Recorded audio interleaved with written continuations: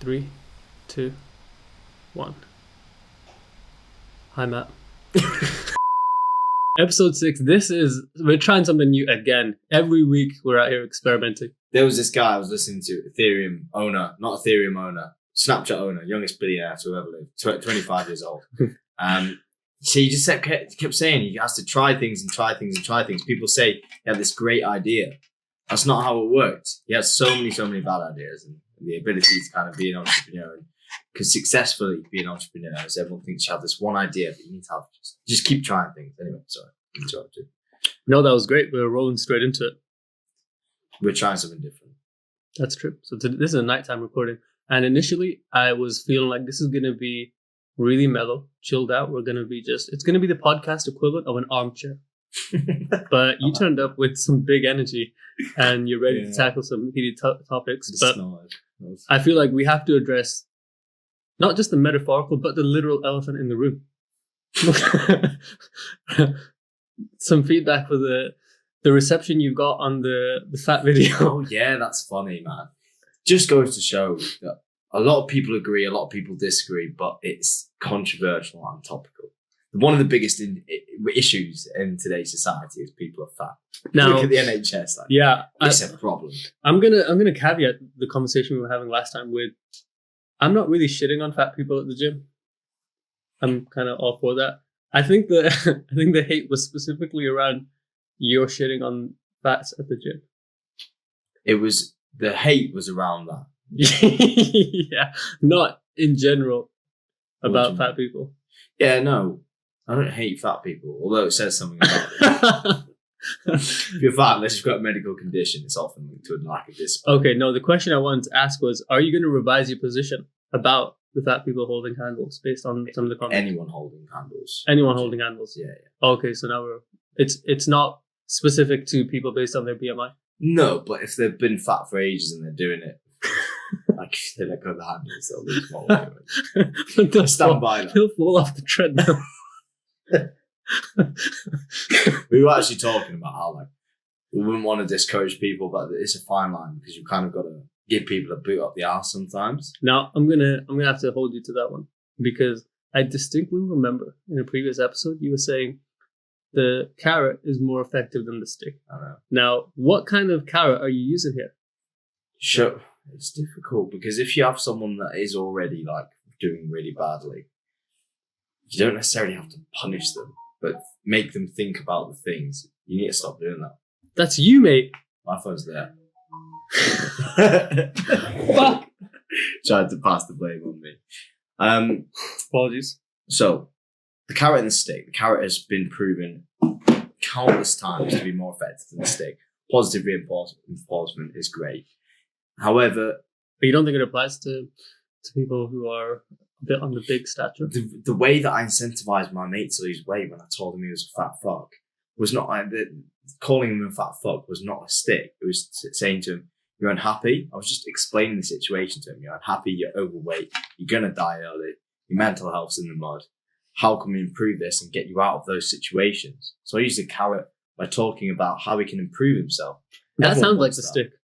No, it's not, because I'm not punishing him for what he's done. You're incentivizing him with... I'm making him aware of the fact that he's unhappy, and then I'm talking about the things that he could benefit from if he were to listen to what I was telling him to do. Okay, that's fair. So that wasn't necessarily like saying, don't be fat. I was saying, you are fat. Now, how are you going to change it to make yourself happier and to solve some of these problems that you're going through? Part of me sympathizes with the difficulty of being a larger person, because I think it actually takes a lot of discipline and willpower to not be fat. Basically, as we were talking last time, modern life is set up where being overweight is the easiest thing ever, because media, food manufacturers, everything is designed to make you overindulge beyond what's normal and natural, to the point where people do end up overweight and fat. So I kind of sympathize with them, but I think that the counter argument to that is when you do that, when you say, "Oh, I get it, it's tough. All these things are working against you." I feel like you take power away from someone to change their circumstances. You'll say, "Oh, don't worry about it. It's not really your responsibility because of X, Y, Z, outside of your control." And part of it sometimes sounds like you're being a dick when you're saying, "No, it is your fault. You did this." But I think the flip side is it's empowering when I say you have full responsibility and capability to change your life. So it might sound harsh and mean when you're saying it's no one's fault but your own, but I look at that as, maybe it can be phrased a little softer, but I look at it as giving someone full accountability and agency over their life and saying, you can change this. You did this, and therefore you can get out of it. Yeah. Yeah. No, I agree. I'm just trying to think. I think we've spoken about this to the point where I don't back down from what I've said at all. Like, maybe it was a little bit insensitive, but it just goes back to the snowflake generation. I get over it.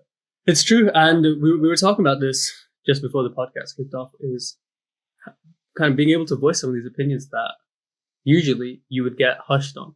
That was the whole point why we created the podcast, or one of the biggest points why we created it, right? Talk about these issues, and one of them, which what we want the topic of this episode to be about, really, is role models. And we were speaking about how role models have such a big impact on people, and one of the things that's not spoken about a lot in today's society is women's role models, because there's been this massive shift into, say, Andrew Tate being an awful role model for young men. Do you agree with that? To some degree. Some of his humour comes across very offensive, and that can have a pretty big impression on young people listening to what he's saying. They can take everything that he says literally. There's been countless claims against him for doing several horrible things, which have all been disproven. There was no evidence, which is why he was released from prison. And whenever somebody tells you, oh, there's this evidence, you tell them, show me. They say, I can't. Why? I've had this conversation so many times, right? But Andrew Tate, not a very great positive role model in some aspects, because of the way he says things bluntly and they're taken literally when he's trying to have fun in some cases. Women's role models. Let's talk about that. Bonnie Blue, Lily Phillips. We saw Lily Phillips in Manchester. She slept with 1,000. She wants to sleep with 1,000 people in a day or a week. What kind of impression is that giving to young women? Let's say you got a daughter, right? And are you concerned about these porn stars and what impact they're having on your kid? I don't know if women necessarily are as easily influenced by these role models as men are by Andrew Tate, because they get so much backlash by both men and women. However, you don't think Bonnie Blue's getting backlash? You think? No, they are. So these are, Andrew Tate got a lot of backlash against by women and some by men, but there was a big following of men that really backed everything they were saying. Oh, and I guess Bonnie Blue doesn't have, or does she have a horde of women who are like, no, she has a horde of horny men. Right. How women go? Yeah, this is great. There's loads of women saying like, yeah, you go. Yeah. That's what I want to know, right? Is it a thing? Not that I've seen. I haven't seen this either. However, there must be a few people that see what she's doing and follow in her footsteps. She's a role model. She's making millions of pounds. And women are thinking, oh yeah, if she can do it, I can do it. Young women as well. Like, the only thing that she's going to be doing to these women by showing her lifestyle and showing how successful and all the attention that she's getting is by making them ask the question, would I do it? And a lot of them would be straight, no, I'm not going to do that. But there'll be not 5%, but a certain amount of young women who will really consider this and then end up doing it because of those influences that women have online now. See, I'm trying to dissect this and understand in what ways is it maybe damaging for someone to aspire to be like that, to want to sleep with lots of men. I mean, sure, that's her profession, right? So we can say, is it bad for women to want to go into porn? To want to go into porn? Yeah, that's what she's essentially promoting, right? No worse than it is for men to want to go into porn. All right, so why would she be a bad role model then, if she's just propagating the message that's already out there? Would you want your daughter to go into porn if you had a daughter? No. Why not? Because I was trying to unpick it when you asked me that question. Like, what is so bad about it? Why would you not want? Okay. Seems like all right. It's really difficult to answer with being like, which is the worst thing you can say to anything. So of course I fucking would. And they're not coming saying any points, but why would you? All right, not? so here's my take on it.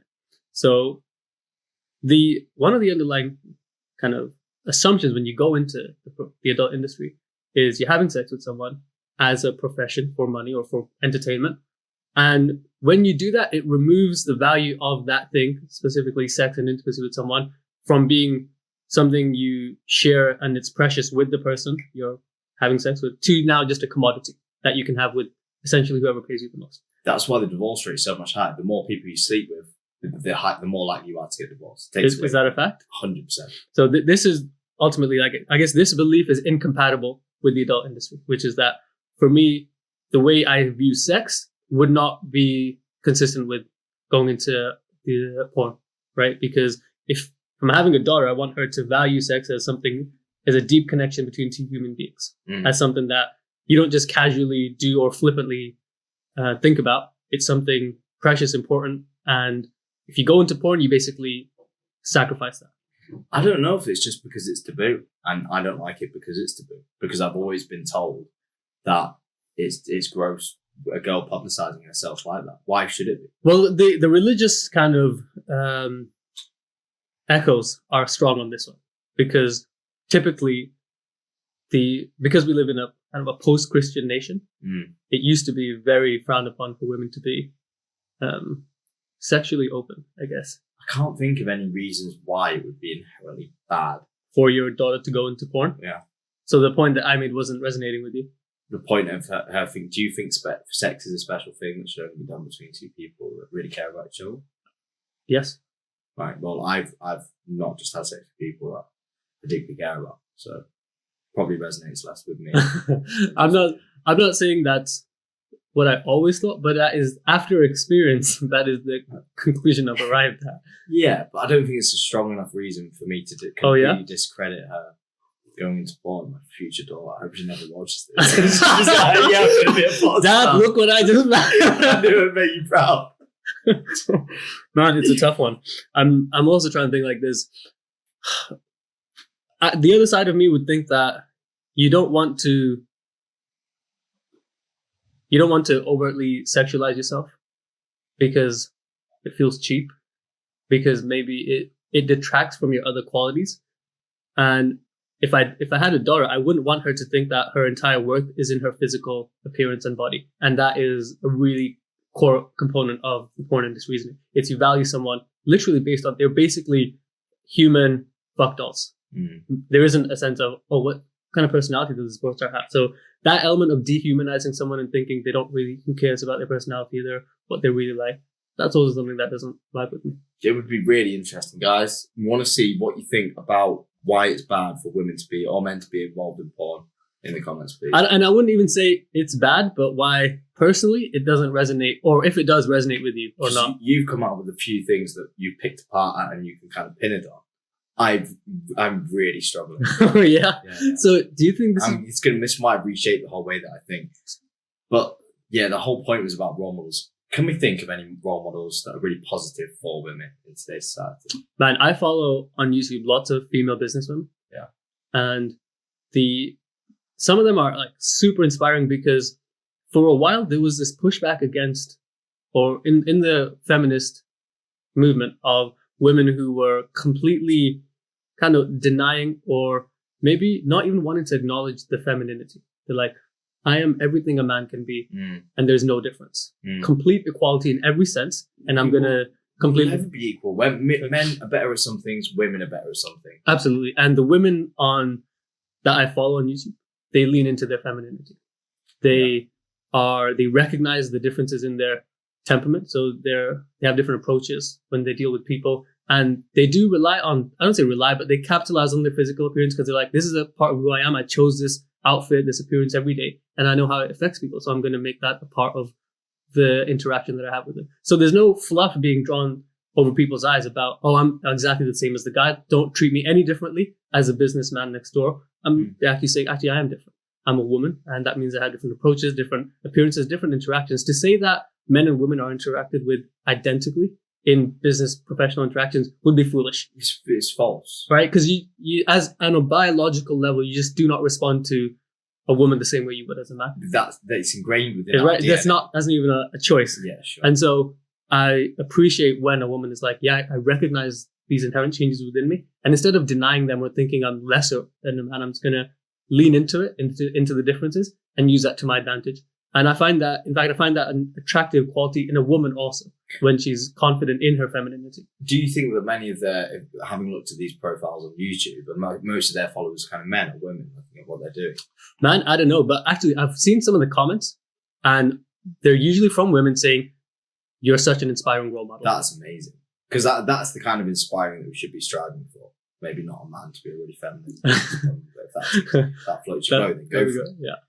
But again, I think wellness and becoming the best version of yourself, all of these people have growth mindsets and look for ways to make themselves better. So if people are finding that inspiring, I don't know if that would have been the case so long ago. It's quite a new movement. It's true. Improving yourself and reaching the best version of yourself. Maybe it's because we live in a world now where it's so hard to make it. It's so hard to get through with all the challenges that we face in Western society anyway, and shrinking economies. And I'll add to that by saying it's never been easier to not do anything and to just coast along and be compliant. That's true. It's such an easy, comfortable life you can have, especially if we live in a fairly developed country. I think part of it's because there's so many things in place that enable you not to be creative now. Yeah, social media, fast food, like instant dopamine hits. Yeah. Everything is like, you got to overcome so many different things. This is why we were talking about the fat people thing, right? Even being fat, not being fat is now an achievement because you do have to exercise a lot of willpower to get there. One of the reasons why I feel like I can speak so freely on it is because I was really fat. I don't know if I've showed you this. I don't think so, but I was a little meatball. It'll be interesting to see once that episode of us up in the atrium goes out. Were you topless in that one? For a bit. Probably get some hate. I was just thinking that. Thanks. I've not got a great physique, but with the weight training, I've been stopping doing weight training. I can't fit it in around my schedule anymore. Okay. I've not trained weights in like 2 weeks now. So you, as I understand it, you gave up weight training to go out more. That's pretty much it. I can't balance training for this Ironman, eating well, sleeping well, going out. And weight training. One of those had to go, so you made the smart call. You dropped the weight training. But I've done 4 workouts in the last 2 days now. Okay. Is that practical? Well, I'm trying to get over this fucking injury. It's difficult. So I need to see some stretch. All right, no one cares, Matt. Moving on. male role models. What do you think about Andrew Tate? He's an interesting guy. Yeah. I love how clear and powerful of a communicator he is. I think that's what makes him exciting. He's a master in communication. There's no reason. It's no, what's the word I'm looking for? It's no coincidence that he's gone viral. Like, that guy knows how to work a crowd and speak. He's a powerful communicator. And his style of conversation is bulldozing. I've seen him on interviews where he's just relentless. The rate at which he can think and talk is really impressive. It is. So you just can't keep up. Like he's 0.01% communicator. I think that alone puts him in a really attractive bracket where on camera he looks amazing. So I do take that as a good indication of where I want to get my communication level at in terms of what I can learn from it. He has said some pretty horrendous things about women. Oh yeah. Whether he means them or not, those are taken literally sometimes. And we were speaking on last week's episode about there's this battle at the moment between men and women, and all that it's causing is more friction, more incels, more women that hate men. There's just like the man in the bear. Have you heard about would you rather be stuck in a forest with a man or a bear? I haven't. So this was months ago. I've got to educate you because you're like 50. If you'd rather be stuck, women get asked if they'd rather be stuck in a forest with a man or a bear. And all fucking saying I'd rather be stuck with a bear because that's such a hatred. I'd love to actually put. Yeah. Like, I'd be down for setting up a game show and be like, come on guys, let's just like hold you to a bear in a cage, like a hungry bear, and then a man. Like this a nerd. I pick the man, I take the man, and just release the bear. Like, come on guys, let's see what you got now. That'd be hilarious. If money wasn't an object and also like human rights weren't a thing, I'd so do that. This is 100%. Anyway, I love women as well. But it's the fact that there's this friction so much at the moment, and that's caused. But it's only one direction as well. No, it's not. Do you think men are hating women? Oh my God, I can't believe you just said that. All right, educate me on this. There's a whole society of incels that hate women. Thousands and thousands, tens of thousands of followers across the world. Mm-hmm. If you've seen, like, I'm more exposed to social media than you because you don't really use it, but all the hate comments are being like, there's just hate. There's just so much hate between the two genders at the moment. The incel community is a prime example of it. And there's a whole community that call themselves the incels. Mm-hmm. because they feel like they're unable to get women and are scared of speaking to them, and they blame society for that and blame women for that rather than looking inward. What do you think about this movement? Well, they need to look inward and think about the reasons why they're not attracted to women rather than the reasons why women aren't attracted to them. You can't fix the environment around you. You have to fix yourself and make yourself better in that environment. That's true. Otherwise, you're not gonna get anywhere. This is this is the approach I'll take to the extreme, where one of my fundamental beliefs is everything that happens in my life is my fault. So if in the incel example, no woman is interested in me, that's purely because I am not attractive. Like I said, I haven't done enough to make myself as an attractive partner. And so I will flip that script and be like, all right, so what do I need to do to change this outcome? And that applies in every aspect, whether it's career. If I don't have the job that I want, I'm not making as much money as I want, it's only my fault. And the entire incel community would be eradicated in a second if all the guys just adopted that mentality. If they said, this situation I'm in is not because women are X, Y, Z, because society has let me down, because of whatever. It's because I have not done the things to make myself an acceptable part of society. Exactly. That is a problem, though. There's just so many role models that will back, like, hating the other genders as well. So Andrew Tate is one for men. Mate, the Tate is an interesting example. I was having this conversation with someone the other day along the lines of Tate, Trump, and Musk, right? And they get a lot of hate. But let's say from your perspective, where do you sit on that side in terms of the like-dislike spectrum of these characters? I more appreciate them for having achieved greatness, all in their own sense. Mm-hmm. I don't really have any feelings of like or dislike towards them. I'm similar. I'm thinking what these people have individually accomplished is impressive. Yeah. As a feat, I'm more curious and fascinated by how they did it. That's the same. They're like character studies for me. Like, that's interesting. I wonder what they did, what I can learn from them. And I don't necessarily have the desire to emulate some of their characteristics, like misogyny. Which is why education outside of role models is so important. So the schools you go to and your parents, how they raise you, because we have the ability to pick parts of these characters that we like and implement them in our thoughts. But you didn't get that from school. Yeah. So you get it from your surroundings. That's true. Yeah. So your surroundings at school and your parents, primarily. Potentially. So your friends, school, and your parents. So you build up your surroundings. So those will influence the way that you see these role models and the way that you take things from them. That's true. Part of it is just because of intelligence, though, as well. If you're easily influenced, you're thick. Guys, that's not dig at you. If you're easily influenced, you're thick. You shouldn't be easily influenced. You should weigh up things in your brain. Same as you're easily offended as well.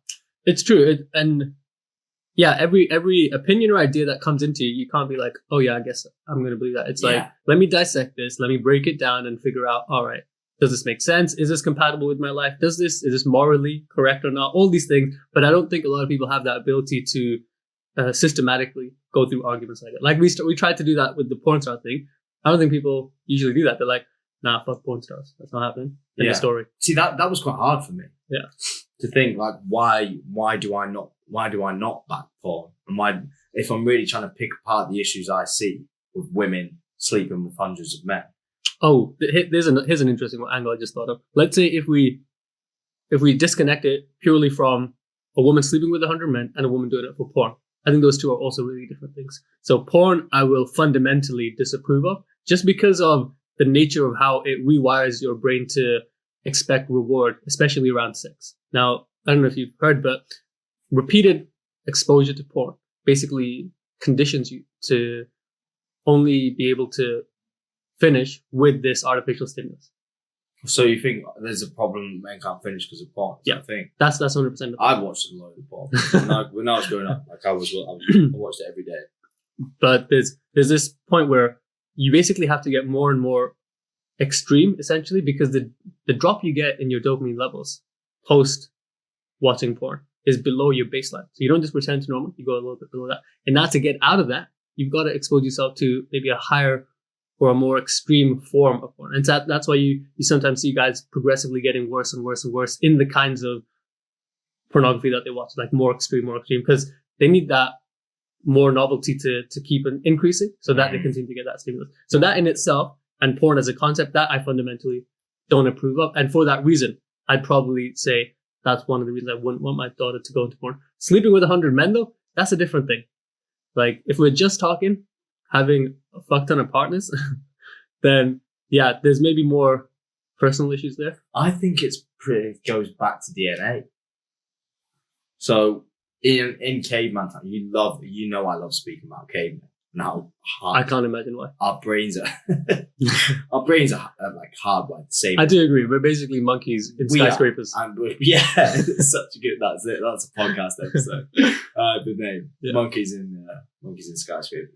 Anyway, the reason why you not necessarily hate, but you respect women that sleep with hundreds of men less than if it was a man to sleep with hundreds of women, is because women have always had to have been more selective about who they sleep with, because you run the risk of bearing a child if you sleep with that person. And if a woman sleeps with like a 1 out of 10 in Caveman days, this little runt, this scrawny little. I wonder what a 1 out of 10 in Caveman days. There's definitely some guys in the building that I think got, are like swabbed by 1 out of 10 Caveman. Just stole his food and spat on They it. definitely have. If that woman slept, sorry, go on. I was thinking some of the guys in this building, 1 out of 10 Caveman for sure. Parents definitely just pay for their rent and get everything for them. Anyway, you were saying so. If this woman sleeps with that man, like these cavemen are gonna be like, what the fuck? They're like, fucking Brenda, why'd you sleep? Like, why would Brenda stoop that low? And then he has Brenda's child. Brenda has a child with this 1 out of 10 cavemen. Then, like she's automatically gonna have now, I get the point, right? Sure, you want to be a little bit more selective as a cave woman, but we live in a time where contraception exists. Yeah, but that's ingrained within our brains still. Our brains haven't caught up on that. So if now you realize women can fuck endlessly without repercussion necessarily, what is the problem? It fights against our instincts to dislike and respect those women less, because you'd have to take over these or be a part of the woman's offspring that she has with this 1 out of 10 caveman. Let's call him Roth. You'd have to what? Be a part of its upbringing? Not necessarily. You wouldn't have to, but the chances are that there would be a kind of an element of that. I don't understand what you mean. That woman would be around that child all the time. So you would have to be around that woman if she was to bear your child as well. And so you don't want a low-class woman to bear your child? Yeah, well, of course you don't. Is that the point you were making? No, that's not the point I was making. Say this woman is super selective and she won't sleep with anyone. This is another part where the chase is really fun. The chase. As soon as a girl says to you, whether it's right. Oh, this is not a TV show. No. Right. It's a TV show. If a woman says to you, "Oh yeah, I'm not that interested," like kind of teasing you a bit, right? That's so fun. You know what? I'm on the other side here, buddy. That's completely disagree. Really? Yeah. That's I like straight talking. I don't have time for games, mate. I love the games. I love the chase and I love the games. Oh yeah. But you got time for games right now. We know from your. I've got time for games. We know from your. I had to cut out weight training. You cut it out. How do you think I've got time for games? That's it. And I do get what you mean. It is enjoyable because you don't know if you're gonna get there, right? It's like, I mean, most of the time, sure you will, but yeah, it's addictive. Like as soon as a girl tells me, like, yeah, I'm interested in you. you wait for the hard no. Yeah, wait for that hard no. Makes me makes me want them more. I don't know. Do you not get? No, I do know what you mean. It's like the thing that you can have, you want even more. Yeah, and that definitely stems from even like when you're a child and your parents like, Matthew, don't do this, and you're like, yeah, it's like if you. This is the only thing I want to do right now. Oh, it's like. I think it was Derren Brown. It was Derren Brown. He did this experiment, and it was like, if you push this button, the kitten's going to die. This is a woman who loved cats, and she ended up pushing the button because she was in there for so long. If you put oh, mate, I know what you're talking about. There's a similar experiment where people are in a room, and the button says, if you push this button, you'll get electrocuted. And like 90% of people push the button. I would so push it. I would push it as well. It's fun. Why do we do that? Curiosity, yeah. Curiosity is deadly, man. Maybe that's where he got it from. Curiosity killed the cat. That'd be quite clever. This guy did a show, actually. I went to go see him. Called Derren Brown. I've seen him. Yeah. He's really clever. Man, he threw frisbees into the audience and actually caught a frisbee, so I had to go up on stage. He's a magician, right? Yeah. No, I've seen one of his acts, and I walked out like, damn, did that just really happen? Man, it's weird. One really clever thing that he did with me is he told us all to draw animals. And while he was going round, he told us to draw like the animals, but he only told me what to name the animal as well. But the audience He told you through your mind, or no, he just told me when he was giving out the pens and paper. Right. And then so he told me you've got to draw a camel. You've got to call it Camille. And then but no one knew that in the audience. Then he was like, "Does the camel have a name?" And I was like, "Camille." And everyone thought that I'd just come up with it. And then in the end, he did a song about a camel being called Camille. And everyone was like, "Oh my God, can't believe he guessed that he was going to call it Camille." So it was a setup. Yeah, he set it up. But the only way he did it was just by telling me you can draw a camel that's called Camille. Oh, so it was, you knew all along. But he said I was the only one. Everyone thought, wow, that's crazy. Because no one, he didn't tell anyone I always else. thought he uses plants. No, we did five other animals, and no, he didn't tell anyone else to name the animals. Because he was going to pick yours. Yeah, he said there's a camel called Camille because it's a clever name. I kind of had to think about the name after he asked me as well. Imagine if you got it wrong. That would be so... Yeah. There was a video at the end. This camel's name is Timothy. Like, are you sure, man? You just ruined his whole That would be so funny. I would do that. Yeah. But it was just quite clever. It's so clever. I know his approach to his shows is he goes on the psychological aspect. He talks about how he uses psychological tricks to guess what people are thinking and use that in his show as well. He did one where it was like there was a coin in each hand. It was like, if you guess what hand it's in, and you win, like whatever. He just kept getting this guy. Just an interesting thing to dedicate your life to. I think you've got to do something that you enjoy. The guy who built Snapchat, Youngest Billionaire, was speaking about it at the start of the podcast. You queued that up beautifully. At the end of this episode, you just said, if there's one piece of advice that you could give to kind of my podcast and the people that are listening, apart from the things that I've asked you about, what would it be? And he said, everyone that does really well at something enjoys it thoroughly. And you've got to be doing something that you enjoy. If you're trying to slave away and do something that you're not enjoying, you're not going to be as good as it as people that do enjoy doing it. So that really resonated with me because I love doing this. I love just sitting and chatting complete bullshit, even if people don't watch it. I don't really care. And I won't stop doing it unless there's like a huge, massive obstacle. Like you're hungover. Like I drink too much. Yeah. No, unless there's a huge obstacle, because I enjoy doing it. I hope you feel the same. I do enjoy this, and that's a great point, because when we're competing against someone at anything, if you're not enjoying it and they're always going to outperform you. 100%. Some things you don't have to enjoy. Some things you've got to do which you don't enjoy. Sure. Not everything. Like the back end work on this is not necessarily enjoyable, but the idea is it's worthwhile because the end product keeps you going. Yeah, cool. Do you want to wrap it up there? Let's call it. All right, guys. This has been a quick one. Catch you later. Bye.